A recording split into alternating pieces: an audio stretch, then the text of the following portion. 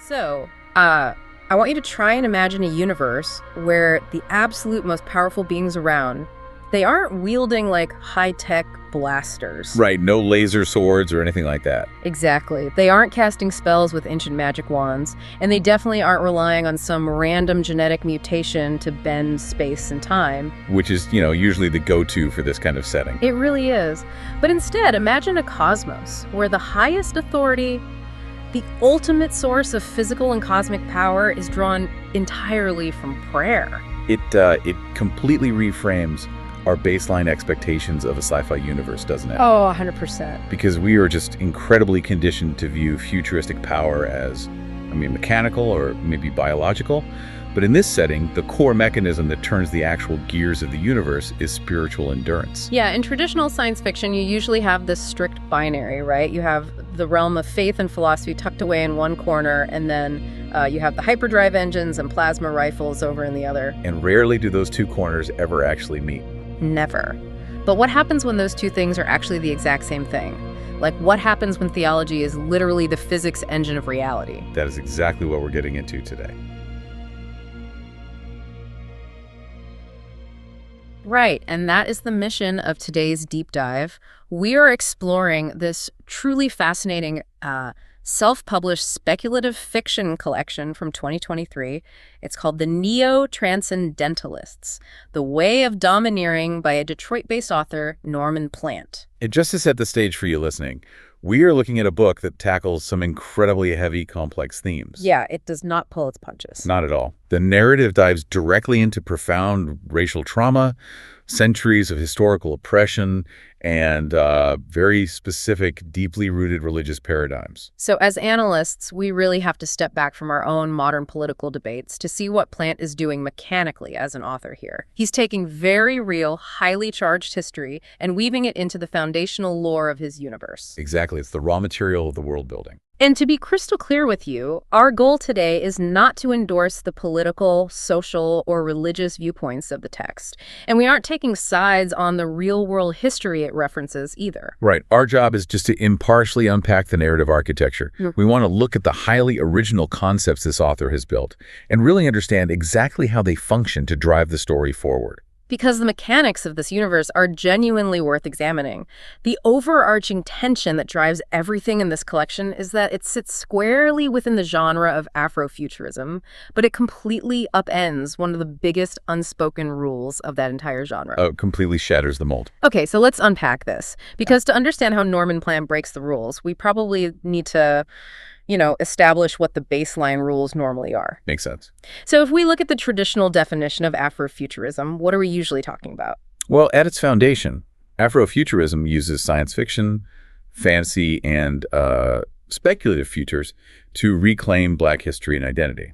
It's a genre that actively places Black people at the absolute center of the cosmos rather than at the margins, which, let's be honest, is where traditional Western sci-fi historically relegated them. You're looking at the universe through a distinctly non-Western lens. Projecting a future where that identity is not just surviving, but like actively thriving and directing the course of the galaxy. Precisely. However, traditionally, this genre tends to either sidestep or actively critique Christianity. Which makes total sense historically. Yeah, the reason for that is deeply rooted in history. Christianity arrived in the Black American experience largely through the vehicle of enslavement. It was frequently weaponized by oppressors to justify chains, to enforce subjugation. To demand compliance. Exactly. So because of that heavy historical baggage, a lot of Afrofuturist creators consciously move away from it. They might draw on Yoruba traditions or Egyptian mythology, ancestor veneration. Or just build entirely new spiritual systems from scratch. Right, exactly. And that logic totally holds up. I mean, if a specific system was historically used to lock you out of your own agency, you don't typically use that exact same system to build your utopian future. You'd throw it out. But here's where it gets really interesting with Plant's work. It's like a hacker refusing to build a brand new operating system. Instead, they take the exact code that was used to lock them out, the very code used to oppress them, and they leverage it to become the system's ultimate admin. That is a perfect analogy. Plant charges straight at the very faith it was weaponized against Black people, and he positions it as the absolute center of cosmic power. It's such a bold move. It really is. The central argument of his universe is that this faith, the one used to justify historical oppression, is actually the ultimate source of unquestionable universe-altering authority. It isn't just a comfort mechanism. No, it is the most potent force in the omniverse. It's just such a massive, unexpected pivot for the genre. It feels like he's creating a virtually non-existent subgenre here. You could almost call it Black Christian speculative fiction. He essentially had to build a new shelf just for this book to sit on. And because he establishes this reclaimed faith as the ultimate power in the cosmos, it completely rewrites the rules on who gets to wield that power. And more importantly, how that power actually manifests mechanically in a crisis, right? Exactly. Because if the universe's ultimate power source is derived from historical suffering and faith, then your typical, square-jawed, emotionally detached space marine wouldn't stand a chance here. They wouldn't even be able to turn the lights on. Right. So who actually possesses the spiritual capital to drive the ship in this universe? Well, across the collection's 4 stories, we follow 4 main protagonists, and they're all Black women. But what's really crucial to understand about Plant's narrative choices here is that they aren't written simply to fulfill a diversity quota. Yeah, it's not just a representative statement. Not at all. Yeah. They operate with unquestioned, absolute authority in the omniverse from the very first page. They don't have this drawn-out arc where they need to prove their worth to some patriarchal or colonial governing body. They arrive already holding the highest clearance codes. Exactly. So let's look at a specific example of how this plays out, because the way they fight is completely counterintuitive to the genre. Like, take the character of Tidonis Nabo. Oh, she's fascinating. In her narrative, she literally descends into hell. And we aren't talking about a metaphorical bad neighborhood in space. She descends past the chains of darkness into a deep void to face a primordial entity that has captured an entire galaxy.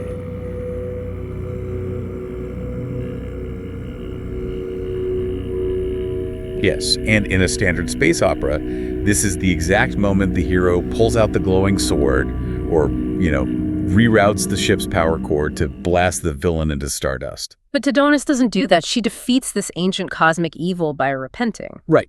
And wait, I really need to push back on the mechanics of that because I'm struggling to wrap my head around it. How does an internal emotional shift repenting manifest as a cosmic, galaxy-saving attack?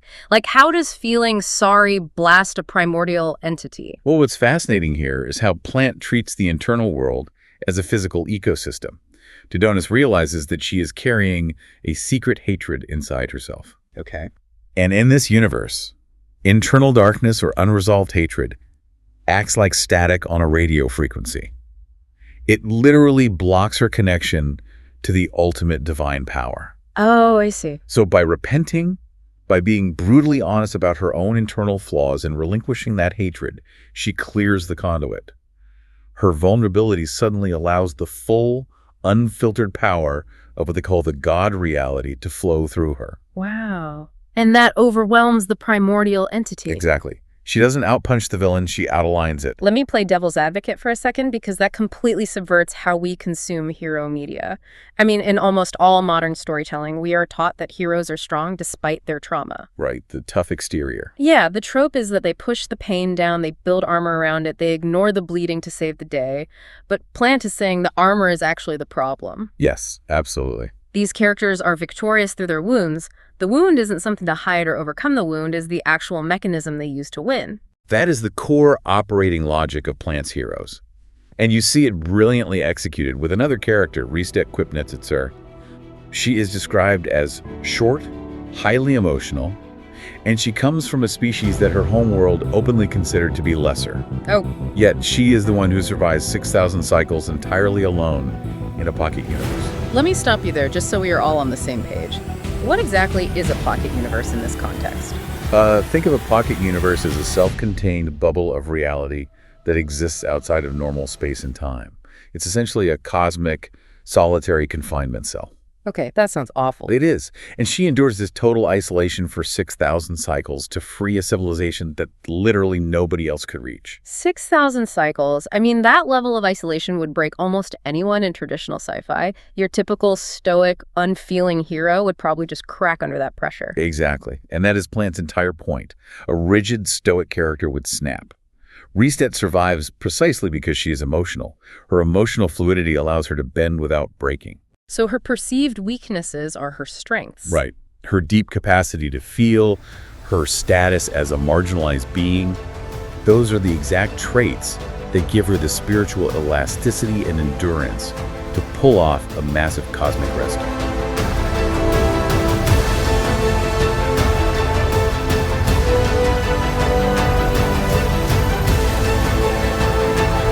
Okay, so the psychological and emotional wounds are literally the source of their strength. But the book doesn't stop at the psychological, does it? It takes this concept of a wound and maps it directly onto the physical body. It really does. Specifically, it tackles the concept of skin color with a really bold theological reframing. Yes, particularly in the collection's final and most ambitious story, which is titled Fire. In this narrative, the protagonist, Donis, is experiencing profound racial trauma, but the text formats this in a very specific structural way. How so? She experiences it across multiple timelines simultaneously. And the physical formatting of the book actually changes on the page here, right? Yeah, the prose shifts into clinical data logs and timestamps. Donis is evaluating a civilization on behalf of a multiversal federation, which is basically an overarching cosmic governing body that assesses whether planetary systems are viable or corrupt. Got it. While she is conducting this evaluation, she is simultaneously reliving historical traumas. And to be clear on our end, the text references very specific, highly charged real-world events. Right. It includes a clinical description of a lynching and a specific timestamp reference to a knee being held on a neck for 8 minutes and 46 seconds. And again, keeping our analytical hats on here, we are looking at how the author uses these events structurally. Plant isn't just using them as mere political allegories, right? Yeah, at all. He's taking our very real, highly charged reality and weaponizing it as plot fuel. He frames these specific traumas as a living data set. It's his way of showing that in this universe, history isn't something that just happened in the past and faded away into a textbook. Right, it's not stagnant. It is an active, ongoing, simultaneous reality. And if we connect this to the bigger picture, it explains the entity behind the suffering in the story, an ancient cosmic evil known as the misanthrope. Right, the big bad. The text provides a deeply theological motivation for why the misanthrope targets melanin specifically. It isn't just arbitrary, unthinking prejudice. So what is it? According to the story's cosmology, this entity hates dark skin because it represents God's grace extended to humanity. Wait, I really want to make sure I'm fully grasping the scale of this.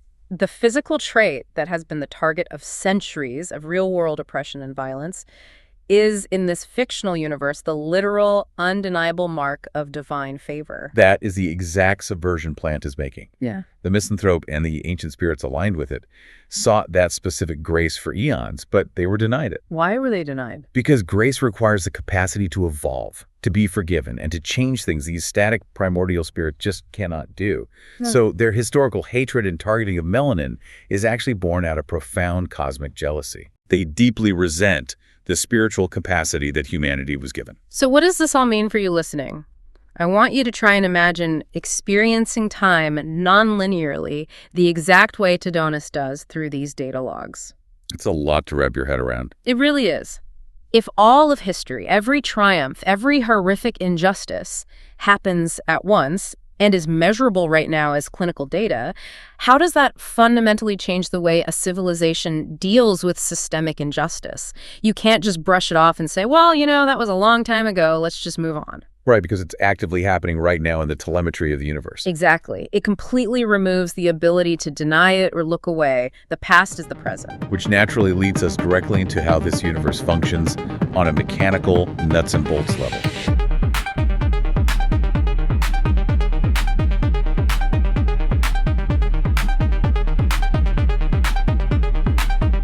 Right, the tech. Yeah, because if prayer, divine grace, and historical trauma are physical, measurable forces, if they are literal data logs and cosmic energy, then how does that change the technology these characters use to navigate the stars? This is the part of the deep dive that really broke my brain, because usually faith and science are at opposite ends of the hallway, just shouting at each other. Almost always. But in Plant's universe, there is zero divide between the sacred and the scientific. They're the exact same discipline. In this reality, prayer is engineering. The spirit is physics. The text throws out some pretty heavy jargon to explain this, too. We get things like the MRA, the T4STC navigation system, and Neural tiaras. But hold on, what actually are these things? How do they function if the universe runs on faith? That's a great question. Take the MRA, for instance. In our world, an MRI scans the physical body.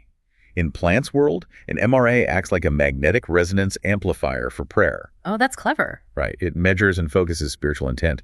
The T4STC navigation system doesn't rely on starlight or gravity wells. It uses faith-based telemetry to plot courses through the omniverse based on divine alignment. And the neural tiaras are essentially brain-computer interfaces that translate human brainwaves directly into divine frequencies. But here is the catch in it. These devices do not replace a character's spiritual capacity. You don't just put on a neural tiara, push a button, and let the machine do the heavy lifting. It sounds like the technology in this universe is essentially a grand piano. Like it's incredibly complex, beautifully engineered, and capable of amazing things. Exactly. But faith is the physical force required to actually press the keys. You can build the most advanced ship in the galaxy, but without the spiritual drivetrain of the pilot, it's just a very expensive paperweight. That analogy is spot on. The technology only amplifies the faith of the user. And there's an incredibly vivid, almost cinematic scene with a character named Otafa that illustrates this synthesis perfectly. Oh, I love this scene. She possesses these physical cybernetic finger blades. Yeah. But she doesn't just use them in a typical sci-fi way, like slicing through blast doors or fighting off enemies. She actually manipulates the atomic composition of her finger blades, altering them to contain exactly 79 protons. Which is the atomic number for gold. Correct. She transforms her blades into pure gold, and then she snaps them. But she doesn't do this for combat. She does this to create a literal tuning fork to interface with what the book calls the God reality. Just incredible world building. Her biology, her technology, and her spiritual intention all have to align perfectly on an atomic level to access this higher dimension. It's bio-spiritual engineering. I just love how granular the author gets with that. But as vast and cosmic as all of this world building is, with the pocket universes, tuning forks made of gold protons, and multiversal federations, we really need to bring this sweeping vision back down to the ground. We do. Because this vast sci-fi universe is actually deeply tethered to a very real terrestrial city. It is heavily anchored to the author's hometown of Detroit, Michigan. And you see this geographic and historical reflection most clearly in the story Fire, with the civilization known as the Clue. Right, the Clue are the ones Todonus is evaluating with those historical data logs. What exactly is their history, and how does it mirror our world? Well, the Clue civilization has a dark, meticulously redacted history. They enslaved a darker-skinned race known as the Afrotons. The Clue deemed them lower life forms, restricted them to second-class citizenship, and ultimately, a secret bureaucratic committee within the Clue government voted to contain all of them in what they called exclusion zones. Exclusion zones. That is just a terrifyingly sterile bureaucratic term for something horrific. It's meant to mask the reality. The executor of this civilization, a character named Crookshank, refers to the process as summary processing. Wow. But the reality, which the text does not shy away from, is that these exclusion zones were cosmic death camps. 200 billion lives were kept there, systematically erased from the official state-sanctioned history. So how does a story dealing with that scale of systemic horror actually resolve? I mean, you can't just fly an X-Wing down a trench, blow up a Death Star, and suddenly make 200 billion erased lives right. You really can't. The resolution in the story isn't a typical sci-fi battle of lasers and explosions. It resolves with the painful, necessary mechanics of truth and reconciliation. Interesting. It ends with the executor, Crookshank, finally breaking her oath of silence. She is forced by the spiritual weight of Todonus' evaluation to confess her vote, to acknowledge the reality of the exclusion zones out loud, and to completely shatter the redacted history. So how does this systemic abandonment connect back to the author's roots in Detroit? Detroit has a deeply complex, often painful history of systemic neglect. It is a city that built massive, world-changing industries, yet its working-class population has often faced redlining, economic abandonment, and institutional erasure. Right. It is a city that has frequently been treated by broader economic systems as entirely expendable. Plant takes that specific, localized feeling of being written off by the system and maps it onto his cosmic characters. Like the character Sharpeny. Exactly. Sharpeny is described in the text literally as the runt. These are characters who are entirely written off by their societies, treated as the expendable byproducts of a grander system. Yeah, they're the ones who matter most. Right, in Plant's universe, these are the exact individuals who are deemed cosmically significant. They're the ones entrusted with the ultimate power of the universe. It really highlights how sci-fi acts as a mirror for our own society. It forces you to ask, why is it that we can so clearly see the architecture of systemic denial, the tragedy of redacted history, and the cruelty of treating people as expendable when it's set in a fictional galaxy? But we immediately get defensive when discussing those exact same mechanisms operating in our own backyards. The distance of space allows the reader to examine the cold structure of oppression without the immediate defensive noise of real-world politics. That makes a lot of sense. You see this dynamic clearly in a massive philosophical debate between Tithonus and the misanthrope. The misanthrope claims that before humanity in physical form existed, its existence as an ancient spirit was a perfect, flawless paradise. But Tithonus, having the full data log of history, doesn't buy that narrative for a second. Not at all. She issues a devastating counterargument. She tells this ancient entity that its so-called paradise was actually a parasitic system. She defines the misanthrope's reality as being rooted in satanic capitalism and a fundamental refusal to love. Wow, satanic capitalism. Yeah, she argues that any system, whether cosmic or terrestrial, that is built on pride, exclusion, and the hoarding of grace isn't a paradise at all. It's just an unsustainable parasite feeding on the marginalized.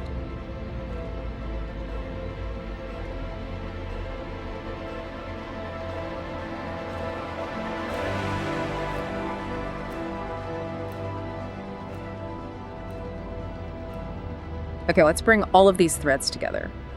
Norman Plants, the neo-transcendentalists, takes the heavy, deeply painful history of a specific demographic, and instead of leaving it trapped in the past, he launches it into the stars. He elevates it. Yeah, he reclaims a religion that was historically weaponized against a people, and he structurally transforms it into a cosmic superpower of endurance, vulnerability, and truth.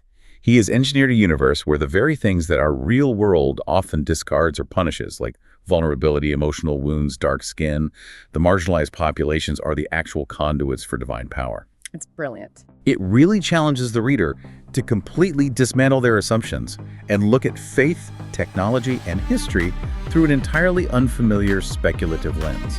And that, right there, is the true value of doing a deep dive into source material like this. It shakes up your default settings.